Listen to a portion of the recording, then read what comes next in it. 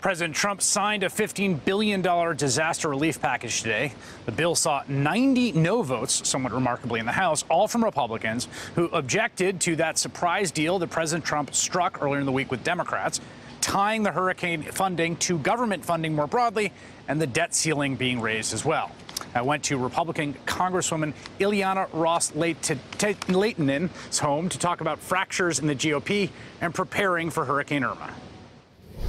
So how are you and your constituents feeling about the storm? Everybody's so anxious, Chris. I mean, like Mel Brooks, high anxiety.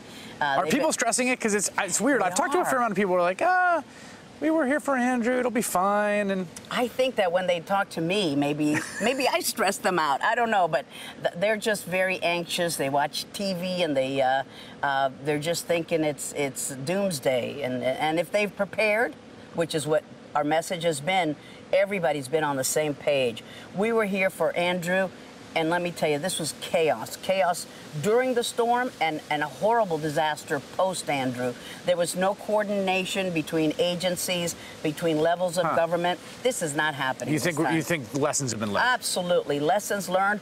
First of all, building and construction codes and shelters and how to get to shelters. Everybody's been preparing, and after we saw what happened in Houston, people got the message. You know, people are talking about the scope of damage here because that path is going up right the entirety of the state. It's a big mother. Today, you know, they passed the Harvey. They have a pill. You were here at home, but you know, it was striking to me that you got 90 no votes on that bill. But however, Chris, 90 no votes. True. Although that is true, the first allotment, which is I was still there for that one, it was a standalone bill, and everybody voted for it. I think maybe 3 people voted against it. But when they put the debt limit hike, which was just a 3-month extension and a CR for 3 months, then the fiscal conservatives. Those were the 90 no's, but it was not because of hurricane funding.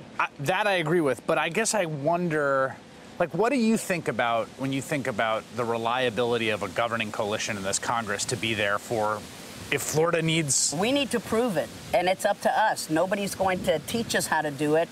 My gosh, if we haven't figured it out by now. We need to build a governing coalition, and that means the Republicans don't have one, right? Because we need to rely on Democrats. There's nothing wrong with that. I don't know when that became a dirty deal to talk to people from the other side of the aisle. You're retiring.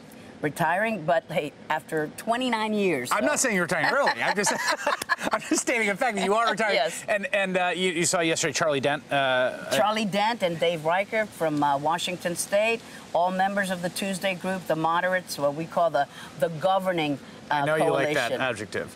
Why do you think that is? Because we see good ideas coming from anyone, whether you're a Democrat or Republican. No, it's a good idea. Right, but not why you're in that caucus. Why are those folks retiring? Is that just frustration? You know, I think Charlie expressed a lot of frustration. It's not why I'm retiring. He said that this frustration takes the fun out of dysfunction.